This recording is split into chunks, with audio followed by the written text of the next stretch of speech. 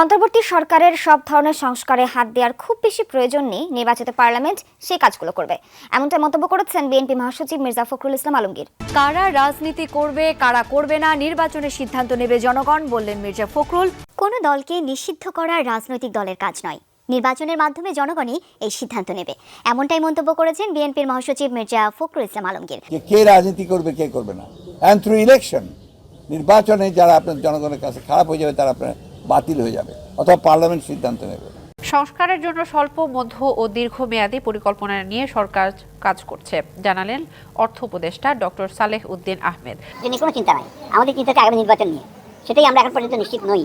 কারণ বর্তমান যে আপনার অন্তর্বর্তী সরকার আছে তারা এখন পর্যন্ত নির্বাচনের কোনো রোডম্যাপ দেয়নি। অন্তর্বর্তী সরকারকে বিতর্কিত ও বিব্রত করতে একটি ষড়যন্ত্র চলছে বলে মন্তব্য করেছেন বিএনপি চেয়ারপারসনের উপদেষ্টা জয়নুল আবদিন ফারুক। তত্ত্বাবধায়ক সরকার বাতিল করে সংবিধানের পঞ্চদশ সংশোধনী কেন অবৈধ হবে না, এই মর্মে জারি করা রুলে দেশের সাধারণ মানুষের পক্ষে কথা বলতে 4 আইনজীবী নিজেদের পক্ষভুক্ত করেছেন। হত্যা মামলায় সাবেক মেয়র আতিকুলের 5 দিনের রিমান্ড, আরও 2টি হত্যা মামলায় গ্রেপ্তার সাবেক কৃষিমন্ত্রী অ্যাডভোকেট মমতাজ ও অতিরিক্ত সচিবের রিমান্ড 3 দিন। অন্তর্বর্তী সরকারকে সব বিষয়ে সংস্কার না করার পরামর্শ দিয়ে শুধু দ্রব্যমূল্য নিয়ন্ত্রণ ও নির্বাচন কমিশন সংস্কার করে দ্রুত নির্বাচনী রোডম্যাপ ঘোষণার আহ্বান জানালেন। প্রত্যেকটা মালিক কোটি কোটি টাকা লোন আছে, সিন্ডিকেটরা, আপনারা এটা আইন করে দেন, আমরা সরকারিভাবে এইটার টাকা সব সরকারিরে দেব, ঠিক আছে? কোটি কোটি টাকা এই সিন্ডিকেট যারা তারা নিতেছে। অবৈধ মাদক ব্যবসায়ীদের ধরতে যৌথ অভিযান পরিচালনা করছে বাহিনী, জনভোগান্তি কমাতে রাস্তা সড়ক থেকে বিক্ষোভ সমাবেশ নিয়ন্ত্রণেও কাজ করছে তারা। জুলাই বিপ্লবের মাধ্যমে দেশের রাজনৈতিক পট পরিবর্তনের পর বিএনপির কাছে এখন সবচেয়ে বড় ফ্যাক্টর জাতীয় নির্বাচন।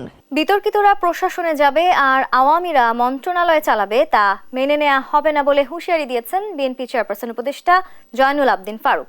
শেখ হাসিনার এটা তো স্বর্গরাজ্যই ছিল, এত লুটের টাকা, এত ব্যাংকের লুটপাটের টাকা, বিদেশ থেকে ঋণ নিয়েছে, সেই ঋণের প্রায় 95% আবার পাচার করে দেওয়া, সব তো শেখ হাসিনার লোক, শেখ হাসিনার আশেপাশের লোক, তার ঘনিষ্ঠ জন, তার আত্মীয় স্বজনরাই এটা করেছে। সুতরাং এই স্বর্গরাজ্য হারানোর একটা মনোযন্ত্রণতা রয়েছে, এই কারণেই তিনি ফিরে পাওয়ার জন্য যত ধরনের চক্রান্ত, যত ধরনের ষড়যন্ত্র, নীল নকশা, সেটা তিনি করার চেষ্টা করে যাচ্ছে। এই জন্যই আমাদের সতর্ক। গোপালগঞ্জ থেকে বাসে করে লোক নিয়ে এসে বাইতুল মুকাররম দখল করতে চায়। ঢাকা শহরে যত তার ক্যাডার আছে, এই ক্যাডারদেরকে তো অস্ত্র শস্ত্র দিয়ে তিনি প্রতিপালন করেছেন বিগত 15-15.5 বছর। এদেরকে দিয়ে নূর হোসেন দিবসে একটা পরিকল্পিত নাশকতার চেষ্টা করার জন্য নির্দেশ দিয়েছিলেন, সারা ঢাকা শহরে নামবে। তো শেখ হাসিনা ভুলে গেছেন, ডাকাত, খুনি, সন্ত্রাসীরা বিপদের সময় আগায় না। এইটা যদি শেখ হাসিনা জানতেন তাহলে এত ভুল করতেন না।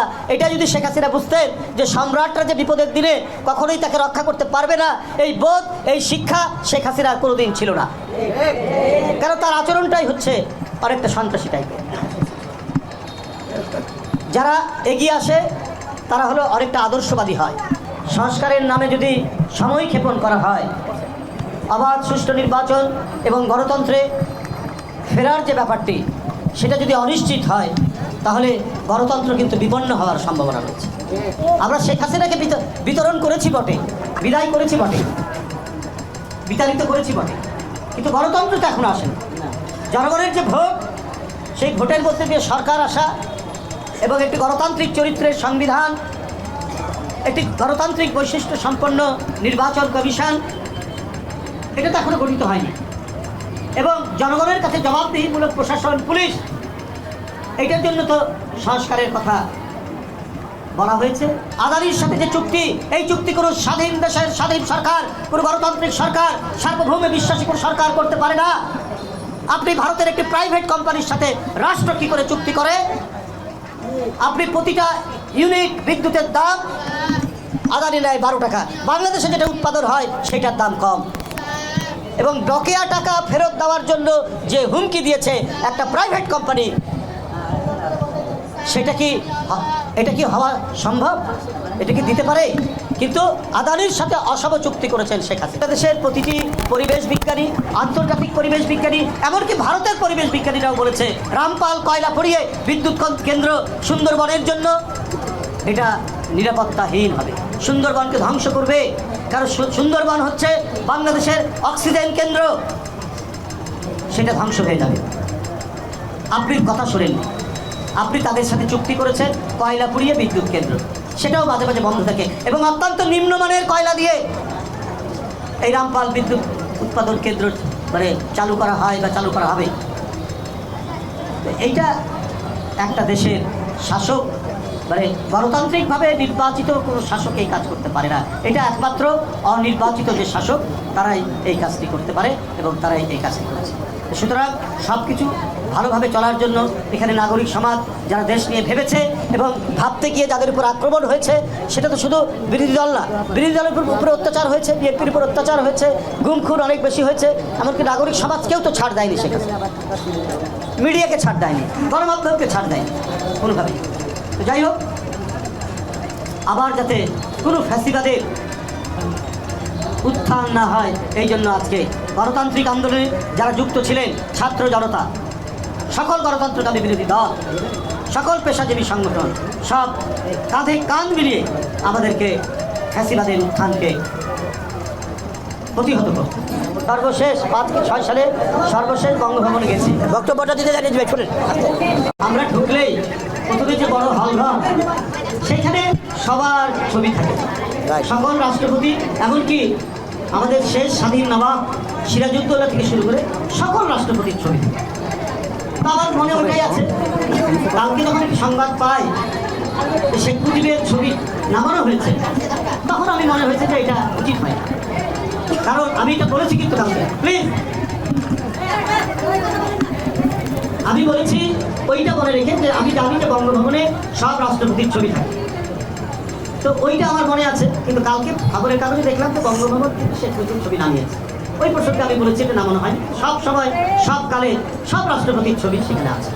একবার শুধু ব্যতিক্রম হয়েছিল, খন্দকার মোস্তাক শেখ মুজিবের ছবি নামিয়েছিলেন। 7ই নভেম্বর জিয়াউর রহমান যখন ক্ষমতার পাদপ্রদীপের আলোয় আসেন, তখন তিনি আবার শেখ মুজিবের ছবি পুনঃস্থাপন করেছেন। এটা ঠিক। এই যে সহাবস্থানের পরিবেশ, এটা শেখ হাসিনাই নষ্ট করেছে। শেখ হাসিনাই প্রতিনিয়ত প্রতি মুহূর্তে মহান স্বাধীনতার ঘোষক শহীদ রাষ্ট্রপতি জিয়াউর রহমানকে নিয়ে যে ধরনের কুরুচিপূর্ণ কথা বলেছেন, দেশনেত্রী বেগম জিয়ার প্রতি যে ধরনের কুরুচিপূর্ণ কথা বলেছেন, তারেক রহমান বিএনপির ভারপ্রাপ্ত চেয়ারম্যান তাকে নিয়ে যে কুরুচিপূর্ণ কথা বলেছেন, এটা তো ভাষায় প্রকাশ করা যায়। 16 বছর আপনারা যারা মসজিদে ইমামগিরি করতে পারেন নাই, সকালবেলা আল্লাহর কোরআন পড়াবার জন্য মক্তবে যেতে পারেন, কারণ ছিল শহীদ জিয়ার আদর্শের সৈনিক। তারা আজকে সারা দেশের মানুষ, আমরা সহ আশা করেছিলাম যে অগাস্ট বিপ্লবের পর বাংলাদেশে এমন একটি জাতি, এমন একটি দেশ, এমন একটি গণতান্ত্রিক ব্যবস্থা আমরা সৃষ্টি করব, যে গণতান্ত্রিক ব্যবস্থার মধ্যে দিয়ে বাংলাদেশে আর কোশ্চিন কালো স্বৈরাচার আসবে। কিন্তু আকাশে যেন কিছুটা মেঘ, সৌরভ মুগ্ধ খোকনের রক্তের গন্ধ এখনো যায়নি, কিছুটা যেন ষড়যন্ত্রের আভাস পাচ্ছে। এই সরকারকে অবিচলিত করার জন্য, এই সরকারকে নস্যাৎ করার জন্য, এই সরকারকে বিব্রত করার জন্য সরকারি দলকে, অর্থাৎ এই সরকারকে বিব্রতকর অবস্থায় ফেলে দেওয়ার একটা ষড়যন্ত্র আমরা আভাস পাচ্ছি। নাহলে ট্রাম্প নির্বাচিত হয়েছে বিশ্বের সবচেয়ে সেরা গণতান্ত্রিক দেশে। যে আসুক, কে পরাজয় হলো কে জয়লাভ হলো সেটা বড় কথা নয়, বড় কথা বিশ্বের সবচেয়ে গণতান্ত্রিক দেশ আমেরিকা, তার প্রেসিডেন্ট নির্বাচনের পরের দিনে হুট করে একটা আওয়াজ বেড়ে পড়লো, ট্রাম্পের ছবি নিয়ে তোমরা রাস্তায় নামো, ট্রাম্পের উপর আঘাত আসলে, ছবিতে আঘাত আসলে আমরা এটা বিশ্বের দরবারে ট্রাম্পের কাছে তুলে ধরবো, তাহলে ইউনুস সরকার আর থাকতে পারবে। প্রিয় ভাইরা, এগুলো একটা ষড়যন্ত্র, এই ষড়যন্ত্র রুখতে হবে। কিন্তু এমন একটি পথে আপনারা এগোবেন না যেটা জনগণ আপনাদেরকে আবার প্রত্যাখ্যান শুরু করতে পারে। তা আমাদের দাবি, সংস্কারও চলবে, নির্বাচনের রোড ম্যাপও চলবে। নির্বাচন তো দিতেই হবে, সংস্কার করেন, এমন সংস্কার হাতে নেবেন না যেটা জনপ্রতিনিধিরা করবে, সেমন সংস্কারে হাত দেওয়া উচিত হবে না। তাই নির্বাচন চাই, নির্বাচনের দিনক্ষণ চাই, নির্বাচনের প্রস্তুতি চাই, নির্বাচন কমিশন গঠন চাই, সংস্কারও চাই, নির্বাচনও চায়, কিন্তু বিতর্কিত ব্যক্তিদের ষড়যন্ত্রের কবলে পড়ে আবার যেন নির্বাচন বিলম্বিত না হয়। শেখ মুজিবের ছবি অপসারণ করা হয়েছে বঙ্গভবনের দরবার হল থেকে। এই অপসারণের পর থেকেই অনেক আলোচনা, ইনফ্যাক্ট অপসারণের পর না, অপসারণের আগে আমাদের মনে থাকার কথা যে আমাদের সামনে এই ছবিটা এসছে, 3 জন নতুন উপদেষ্টা, জনাব মুস্তফা সরোয়ার ফারুকী, জনাব বশিরউদ্দিন আকিজ এবং মাহফুজ আলম। তারা যখন শপথ নেন তখন বড় যে ফ্রেম তাতে দেখা যায় তাদের মাথার উপরে শেখ মুজিবুর রহমানের ছবি আছে। এটা নিয়ে তীব্র আলোচনা সমালোচনা ছড়িয়ে পরে সেটা সরানো হয়েছে এবং সে তারপর বিএনপির যুগ্ম মহাসচিব জনাব রুহুল কবির রিজভী সেটার প্রতিবাদ করা এবং তার বক্তব্য থেকে আবার সরে আসা, সবকিছু মিলে অনেক নাটকীয় ঘটনা ঘটলো এই ছবিটা নিয়ে। এতে খুব স্বাভাবিকভাবে আমরা অনেকে এনগেজড হয়েছি এবং এটার ইম্প্যাক্ট আলোচনা করছি। আমিও এই বিষয়ে কয়েকটা কথা একটু বলতে চাই। প্রথম যে ঘটনাটা ঘটলো, যখন তারা শপথ নিচ্ছিলেন তখন দেখা যায় মুজিবের ছবি দরবার হলে আছে, দরবার হলে থাকার কথা আমরা অনেকে হয়তো জানি। আমি একটু জানিয়ে রাখি, যে কারণে হয়তো কেউ সমালোচনা আবার শুরু করবেন সংবিধান রাখা নিয়ে, সেটা আসছি। সংবিধান মতোই মুজিবের প্রতিকৃতি থাকার কথা। 4 ক, জাতির পিতা বঙ্গবন্ধু শেখ মুজিবুর রহমানের প্রতিকৃতি রাষ্ট্রপতি, প্রধানমন্ত্রী, স্পিকার ও প্রধান বিচারপতির কার্যালয় এবং সকল সরকারি ও আধা সরকারি অফিস, স্বায়ত্তশাসিত প্রতিষ্ঠান, সংবিধিবদ্ধ সরকারি কর্তৃপক্ষের প্রধান ও শাখা কার্যালয়, সরকারি ও বেসরকারি শিক্ষা প্রতিষ্ঠান, বিদেশে অবস্থিত বাংলাদেশের দূতাবাস ও মিশন সমূহে সংরক্ষণ ও প্রদর্শন করিতে হইবে। এটা ৫ম সংশোধনী, কুখ্যাত ৫ম সংশোধনীর কথা আমরা জানি, সেটার মাধ্যমে এটা যুক্ত করা হয়েছে। সুতরাং এটা সাংবিধানিক যে মুজিবের ছবি থাকতে হবে এবং এটা সরিয়ে ফেলা অসাংবিধানিক কাজ হয়েছে। আসবো সে জায়গায়। সুতরাং মুজিবের ছবি এতদিন ছিল এবং আমরা জানি বেশ কয়েকজন উপদেষ্টার অফিসেও মুজিবের ছবি টাঙানো ছিল। তারপর যেটা হলো, যখন প্রচুর সমালোচনা হলো তখন নতুন একসময় যিনি প্রধান উপদেষ্টা বিশেষ সহকারী ছিলেন, তিনি উপদেষ্টা হিসেবে শপথ নিয়েছেন জনাব মাহফুজ আলম। সেই ছবি সরিয়ে নিজে সেটার সামনে দাঁড়িয়ে স্ট্যাটাস দিয়েছেন যে দেরি হলেও কাজটা করা হয়েছে, মুজিবের ছবি অপসারণ করা হয়েছে। এটা নিয়ে আমাদের দুপক্ষ ডিবেটে জড়িয়ে পড়ি। বলা বাহুল্য, সরানোর পক্ষে আমাদের মতামত অনেক বেশি ছিল, আবার কেউ বলার চেষ্টা করছিলেন যে এই জিনিসগুলোকে নিয়ে এই মুহূর্তে বা এখনই এই আলাপটা সামনে আনার দরকার ছিল না, এবং মুজিবকে শেখ হাসিনার চাইতে ডিটাচ করে দেখার চেষ্টা। মুজিবের কিছু ব্যাপারকে তো আলাদা করে দেখা যেতেই পারে, সেটা অন্য আলোচনা, সেটা পরে আসছি। সেটা না করে এই অ্যাগ্রেসিভ অ্যাটিটিউডগুলো দরকার ছিল না। কেউ বলছেন পঞ্চদশ সংশোধনী যেহেতু চ্যালেঞ্জড হয়েছে, আমরা সত্যিকার অর্থে এভাবে আদালত কি করবে সেটা আমাদের জন্য বলা সহজ না, কিন্তু এই সংশোধনীটা এত বেসিক সব রুলস এবং নর্মস ভঙ্গ করেছে যে এটা আসলে থাকার কোনো কারণ নাই। তো এটা যদি বাতিল হয়ে যায়, 4 ক বাতিল হয়ে যাবে, মুজিবের প্রতিকৃতি এমনিতেই অপসারিত হয়ে যাওয়ার কথা। তাতে আর এটা নিয়ে এই আদেশের বলে, ওই সংবিধান সংশোধনের বলে এটা হয়ে যাবার কথা ছিল, কিন্তু এটা করে প্রিম্যাচিওরলি করা হলো। আবার কেউ বলছেন যে এই সংবিধানের দিকে তাকাতে হবে কেন, এটা অনেকে বিপ্লব বলতে পছন্দ করেন। এখানে মুজিবের সব প্রতিকৃতি, সব ভাস্কর্য যখন বিভিন্ন জায়গায় ভেঙে চুরে চুরমার করে দেওয়া হয়েছে, এবং মুজিব, আমি একটা ব্যক্তি মুজিব আছেন এবং বিশেষ করে 71-এর পূর্ববর্তী যে মুজিব আছেন তার আলোচনা আমাদের মুক্তিযুদ্ধের ইতিহাসে তো আছেই। তো সেটাকে যদি আমরা অ্যাটলিস্ট শেখ হাসিনার সিম্বল হিসাবে ভেঙে ফেলি, তো এই ছবিগুলো কেন অপসারণ করবো না? তীব্র বিতর্ক ছড়িয়ে পড়েছিল। প্রাথমিকভাবে জনাব রুহুল কবির রিজভী সমালোচনা করেছেন। তিনি সমালোচনা করে এমনকি এটাও বলেছেন 1975 সালের 15ই আগস্টের পর খন্দকার মুশতাক বঙ্গভবন থেকে শেখ মুজিবের ছবি নামিয়ে দিয়েছিল, কিন্তু জিয়াউর রহমান রাষ্ট্রপতি হওয়ার পর তিনি আবার শেখ মুজিবের ছবি পুনঃস্থাপন করেছিলেন। উনি বলছেন, আজকে আমি খবরে পড়েছি বঙ্গভবন থেকে শেখ মুজিবের ছবি নামানো হয়েছে। দেখুন, সময় তো সবসময় একরকম যায় না, ইতিহাসে যার যতটুকু অবদান সেটা থাক। আমরা স্বাধীনতার পর শেখ মুজিবুর রহমানের অনেক অন্যায় ও দুঃশাসন দেখেছি, তারপরও তো সেটা ছিল, তার ছবিটা ছিল। আমি মনে করি তার ছবিটা নামিয়ে ফেলা উচিত হয়নি। কিন্তু এখানে কিন্তু কতগুলো গুরুত্বপূর্ণ কথা রিজভী সাহেব বলছেন। আমাদের জাতীয় জীবন ও জাতীয় ইতিহাসের আন্দোলনে তার যতটুকু অবদান স্বীকার করা হোক। আমরা আওয়ামী লীগের মতো সংকীর্ণ নই, আমরা ছোট মনের নই, সেই জন্য বলছি শেখ মুজিবের ছবি নামানো উচিত হয়নি।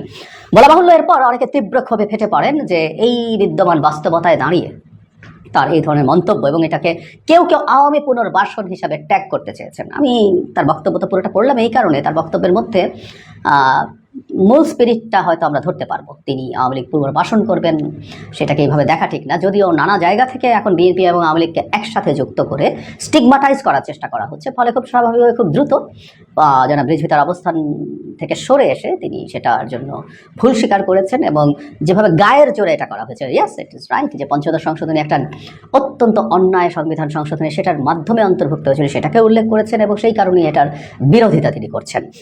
ফলে আমরা বলতে পারি যে এক্সিস্টিং যে জনমত সেটার বিরুদ্ধে বিএনপি গেল না। তারও আগে এই প্রশ্ন কেউ করতেই পারেন যে জনাব রুহুল কবির রিজভী যে বক্তব্য দিয়েছেন সেটা অফিসিয়াল স্ট্যান্স ছিল কিনা। যদি অফিসিয়াল স্ট্যান্স থেকে থাকে এবং পরে সেটা থেকে সরে আসা হয় নাকি তার ব্যক্তিগত ব্যাপার, অনেকগুলো যদি কিন্তু আছে। কিন্তু আমরা সাম্প্রতিক সময়ের একটা ব্যাকগ্রাউন্ড একটু মাথায় রাখলে সম্ভবত এই অবস্থানটারও কিছু ব্যাখ্যা আমরা করতে পারবো। আমরা খেয়াল করেছি এবং আমি আগেও বলেছি, রাষ্ট্রপতি ইস্যুতে ছাত্ররা এবং ছাত্রদের সাথে কিছু দল যুক্ত হয়েছে যে রাষ্ট্রপতিকে এখনই চলে যেতে হবে। আবার বিএনপি মোটা দাগে একটা গ্রুপ অফ পলিটিক্যাল পার্টিসকে লিড করছে, যেখানে বিএনপি বলতে চাইছে রাষ্ট্রপতিকে সরানো এখন কোনো প্রয়োজন নেই, বরং সেটা কতগুলো ঝুঁকি তৈরি করবে। ফলে এই যে একটা কনফ্রন্টেশন ছিল এবং শুধু সেটা ওই জায়গায় থেমে নেই। আমি খেয়াল করেছি এই ইস্যু নিয়ে দুটো গ্রুপের মধ্যে যখন সংঘাত তৈরি হয়েছে, দ্বিমত তৈরি হয়েছে, তখন বিভিন্ন রিপোর্টে ছাত্র সমন্বয়করা কথা বলছেন এবং সেই সমন্বয়করা বিএনপিকে ব্লেম করছেন, তাদের যে এটা ভালোভাবে নেন নাই সেটা হয়েছে। সুতরাং সংঘাতটা আসলে শেষ হয়ে যায়নি, তারা এক ধরনের মুখোমুখি অবস্থানে আসলে আছেন। সেইটার পরিপ্রেক্ষিতেই যেহেতু ছাত্রদের জায়গা থেকে এরকম একটা পদক্ষেপ নেওয়া হয়েছে, বিএনপি সেখানে পাল্টা একটা অবস্থান নেওয়ার চেষ্টা করছে কিনা এই ইন্টারপ্রিটেশন কেউ করতে পারতো এবং এটা খুবই লজিক্যাল হতো না। রাজনীতিতে একটা কথা মনে রাখতে হবে, রাজনীতিতে যারা যা যা করেন, সামনে যা যা বলেন, তার চাইতেও আরও অনেক কিছু ভেতরের ব্যাপার আছে। মুজিবের ছবি সরিয়ে ফেলায় আমি বিপ্লবকেই, যারা বিপ্লব বলছেন, which I don't agree with, আমি বলেছি বহুবার আমি এটাকে অভ্যুত্থান মনে করি, তো সেটাকে যারা স্পিরিট বলছেন তার চেয়েও জরুরি কথা হচ্ছে তাদেরও কিছু পলিটিক্যাল আন্ডারস্ট্যান্ডিং আছে, পলিটিক্যাল গেইনিংয়ের কথা তারা ভাবছেন। নানা ক্ষেত্রে তারা আসলে দেখাতে চান যে তারা ম্যাটার করেন, সেই মেসেজ। আবার বিএনপি যখন এটাকে রাখার কথাও বলছে, তাতে যে ব্যাখ্যা আমরা প্রাথমিকভাবে রিজভী সাহেবের কাছ থেকে শুনেছিলাম, তার ভেতরে আসলে অনেক ব্যাপার থাকে। ওই যে বলছি, ভেতরে ব্যাপারটা এইরকম হবারই খুবই সম্ভাবনা আছে। কিভাবে আমরা দেখব? আমি আমার টেকের কথা যদি বলি, শেখ মুজিবুর রহমানের প্রত্যেকটা ভাস্কর্য যখন ভাঙা হয়েছে ধরে ধরে খুঁজে খুঁজে, আমাদের ওই যে সময়টা ছিল, ওই সময়টার মধ্যে এই জিনিসগুলো ইনস্ট্যান্টলি, যখন একটা স্বৈরাচারের নিপীড়নে আমরা দীর্ঘ সময় ছিলাম, তাকে পালিয়ে যেতে হয়েছে, তখন এই ভাঙাগুলোকে আমরা অনেকেই এটা হয়েছে যে এটা আসলে শেখ হাসিনার যে দুঃশাসন, দুর্নীতি, অপশাসন, অসভ্যতা, বর্বরতা, তার সিম্বল। শেখ মুজিবকে সামনে রেখে উনি তার ন্যারেটিভ নির্মাণ করার চেষ্টা করেছিলেন। সুতরাং এগুলো ভেঙে ফেলা মানে আসলে ওটাকে ভেঙে ফেলা। মুজিবের প্রতি এটাও সত্য যে মুজিবের মৃত্যু যখন হয়েছে সেই সময় উনি অত্যন্ত অজনপ্রিয় মানুষে পরিণত হয়েছিলেন। তিনি একটা রাষ্ট্রের শাসক হিসেবে, বিশেষ করে একটা যুদ্ধ করে স্বাধীন হওয়া রাষ্ট্রের সরকার প্রধান হিসেবে অত্যন্ত বাজেভাবে দেশ চালিয়েছেন। সুতরাং তার প্রতি মানুষের শেষ ইমোশন ওয়াজ ভেরি নেগেটিভ, কোনো সন্দেহ নাই। অ্যাজ এ হোল মুজিবকে যদি আমরা ব্যক্তি হিসেবে বিবেচনা করি, এই নেগেটিভসগুলো আসবেই, তাও ঠিক আছে। কিন্তু এটাও ফ্যাক্ট যে যেটা যারা রিজভী বোঝানোর চেষ্টা করছেন, যে মুক্তিযুদ্ধের সময় মুক্তিযুদ্ধের যে ইতিহাস, এটা নিয়ে আমি বহুবার এর মধ্যে কথা বলেছি আর আজকে রিপিট করছি না। সেই ইতিহাসে মুজিব স্বাধীনতা না চাইলেও আমাদের মুক্তিযুদ্ধের ইতিহাসে শেখ মুজিবুর রহমান অত্যন্ত না, এভাবে বলাই বেটার, সবচেয়ে গুরুত্বপূর্ণ নাম। এবং আমরা অনেকেই এখন যে ফাউন্ডিং ফাদার্সের কথা বলছি, তার মধ্যে তিনি সবচেয়ে সিগনিফিক্যান্ট ফাউন্ডিং ফাদার্স, অনেকের মধ্যে তিনি তো থাকবেনই এবং সবচেয়ে সিগনিফিক্যান্ট হিসাবে আমরা তাকে অনেকে রাখতে চাইবো, অনেকেই রাখবেন। সো ওই ইতিহাসটুকু থাকবে। সুতরাং এই ছবি সরিয়ে ফেলায় মুজিব বাতিল হয়ে যাবেন বা খারিজ হয়ে যাবেন, আসলে তা না। কিন্তু এই ছবি সরিয়ে ফেলায় বরং এই আলাপটা আসলে যেটা হয়েছিল, যে এই মুহূর্তে অন্তত শেখ মুজিবুর রহমান এবং বিশেষ করে শেখ হাসিনা তার বাবাকে যেভাবে ব্যবহার করেছেন, সেই ব্যবহারের যে রিয়াকশন আমরা সেটা হিসেবেই দেখতে পারি। কারণ আমি দেখেছি, আমি ব্যক্তিগতভাবে যখন কথা বলেছি এই ছবি নিয়ে, অনেকেই প্রশ্ন তুলেছেন। সুতরাং জনগণের যে ইমোশন আছে, জনগণের যে আবেগ আছে, চাওয়া আছে, সেটা পূর্ণ হলো, এটা নট ব্যাড। কিন্তু ওই যে বললাম, পঞ্চদশ সংশোধনী বাতিল হলে এটা কনস্টিটিউশনালি বাতিল হয়ে যেতে পারতো। কিন্তু বাংলাদেশে কিন্তু এই মুহূর্তে একটা ডিবেট দুটো পক্ষের মধ্যে আছে। একটা পক্ষ মনে করছেন কনস্টিটিউশনকে ছুঁড়ে ফেলে দেওয়া উচিত এবং এটাকে ডিফাই করা উচিত, সব ক্ষেত্রে এটার বাইরে যাওয়া উচিত। আবার কেউ কেউ মনে করেন যে না, সংবিধান থাকা উচিত এবং এই সরকার যেহেতু কনস্টিটিউশনাল ফ্রেমওয়ার্কের মধ্যে আছে, কারণ মনে হতেই পারে যে 50th অ্যামেন্ডমেন্ট বাতিল হলে তো এই মুজিবের এই ছবির ব্যাপারটা এমনিই চুকে বুকে যেত, তাহলে আর এই ঝামেলাটার প্রয়োজন ছিল না। ওটা বাতিল হলে এটা তখন সিস্টেম্যাটিকলি নেমে যেত, কারণ এটা তখন কনস্টিটিউশনে নাই। কিন্তু ওই যে বললাম, এখানেও রাজনীতি আছে, দুটো গ্রুপেরই রাজনীতি আছে, যে সংবিধান আছে কি নাই। আবার সংবিধান রেখেও সংবিধানের অবাধ্য হওয়া যাবে না, তাও না। এটা নিয়ে আমি অনেকবার কথা বলেছি। আমাদের যে সরকারটা গঠিত হয়েছে বা ভবিষ্যতে আরও বেশ কিছু জিনিস সরকার করতে হবে, যেগুলো অটোমেটিকলি এক্সিস্টিং সংবিধানের বাইরে গিয়ে দাঁড়াবে। যদি তাই হয়ে থাকে এবং ভবিষ্যতে আমাদের যে সংসদ গঠিত হবে তাকে এটা র্যাটিফাই করতে হবে। তো সুতরাং এটা সংবিধানের বাইরে যদি ঘটেও থাকে, তাতে সংবিধান খারিজ হয়ে গেছে, বাতিল হয়ে গেছে, ব্যাপারটা তাও না। তো সব কিছু মিলে দিস ইজ দ্য সিচুয়েশন। কিন্তু যে বললাম, এই মুহূর্তে প্রত্যেকটা বিষয়ে এটা মূল টেক আওয়ে যেটা, আমরা আসলে বিভক্ত হচ্ছি, ক্রমাগত বিভক্ত হচ্ছি এবং বিভক্ত হওয়ার সমস্যা নেই। আমরা গণতন্ত্রে দ্বিমত থাকবে, মতদ্বৈততা থাকবে, কিন্তু আমাদের এই বিভক্তিটা অত্যন্ত অ্যাগ্রেসিভ হয়ে যাচ্ছে। আমরা এক পক্ষ আরেক পক্ষকে খারিজ করে দেওয়ার চেষ্টা করছি। এক পক্ষ যদি এই ধরনের, ধরুন বিএনপি যখন এই ধরনের কথা বলছে, আরেক পক্ষ তাকে আওয়ামী লীগ হয়ে গেছে, আওয়ামী লীগের সাথে পুরোপুরি ট্যাগ করে ফেলছে বলে বলছি। আবার আরেক পক্ষ যারা এটাকে এভাবে ফেলে দিতে চাইছে, তারাও তাদেরকে পাল্টা আক্রমণ করছে।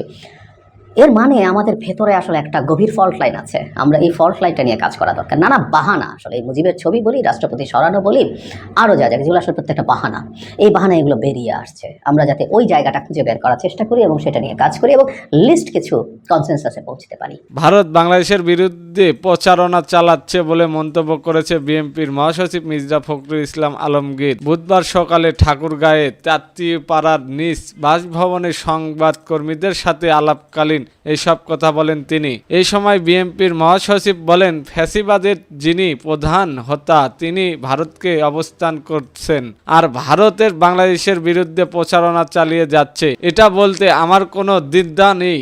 এছাড়াও আওয়ামী লীগকে নিষিদ্ধ করার বিষয়ে মির্জা ফখরুল বলেন, রাজনৈতিক দলগুলোর আর একটা রাজনৈতিক দল নিষিদ্ধ করার ব্যাপারে আমি মনে করি যে তাদের মতামত দেওয়াটা সমীচীন নয়। দ্য পিপলস উইল ডিসাইড, অর্থাৎ জনগণ সিদ্ধান্ত নেবে কে রাজনীতি করবে কে রাজনীতি করবে না, আর থে ইলেকশন, আর তা হবে নির্বাচনের মাধ্যমে।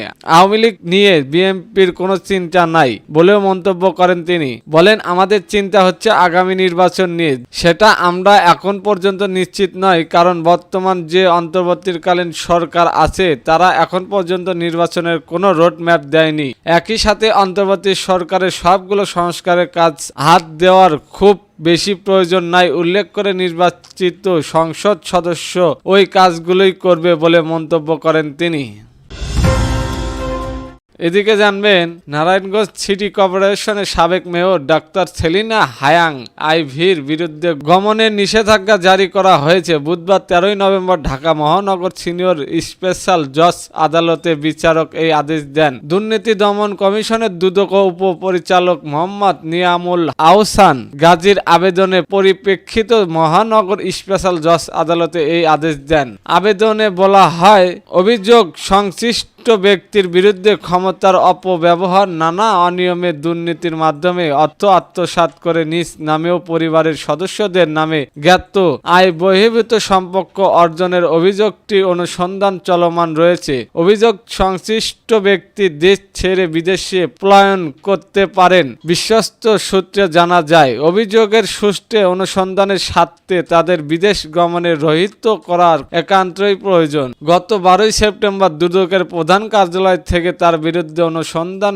সিদ্ধান্ত নেওয়া হয়। অভিযোগ সূত্রে আরো জানা যায়, ডাক্তার সেলিনা হায়াং আইভির নারায়ণগঞ্জ সিটি মেয়র হিসেবে নির্বাচিত হওয়ার পর ব্যক্তিগত সহকারী হিসেবে আবুল হোসেনকে রাখা হয়। আবুল হোসেন ক্ষমতা অপব্যবহার করে ভয়ভীতি প্রদর্শন করে সিএনজি অটোরিকশা হতে চাঁদাবাজি করে কোটি কোটি টাকা হাতিয়ে নিয়েছে। তার নিজ নামে নারায়ণগঞ্জ মহানগর রয়েছে 4 থেকে 5টি ফ্ল্যাট ও তার ব্যক্তিগত সহকারী আসিফ হোসেনকে তার পদ প্রদান না করে একটি বিদ্যালয়ের শিক্ষক হিসেবে প্রদান করা হয়। তার গাড়ির চালকের নামে নারায়ণগঞ্জ মহানগর বরং কল এবং পানির কল এলাকায় 2টি ফ্ল্যাট রয়েছে। সূত্র আরও জানা যায়, নারায়ণগঞ্জ সিটি সূত্রে আরও জানায়, নারায়ণগঞ্জ সিটির সিদ্ধিগঞ্জ অঞ্চলে কঠিন বর্জ্য অংশগ্রহণ এবং অপসারণ ব্যবস্থাপনা প্রকল্পে প্রতি বছর কোটি কোটি টাকা লোপাট করে তার 2 ভাই আলী রেজি রিপন এবং আহমেদ আলী রেজাউল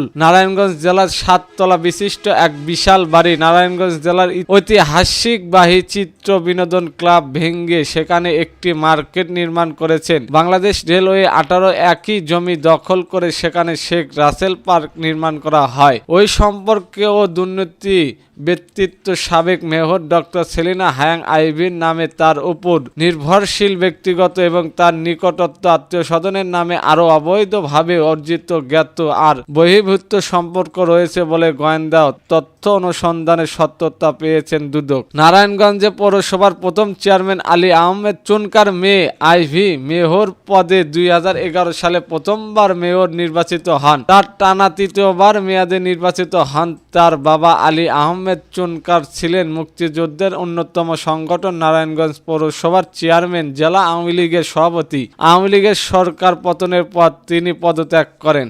এতক্ষণ আমাদের সাথে থাকার জন্য ধন্যবাদ।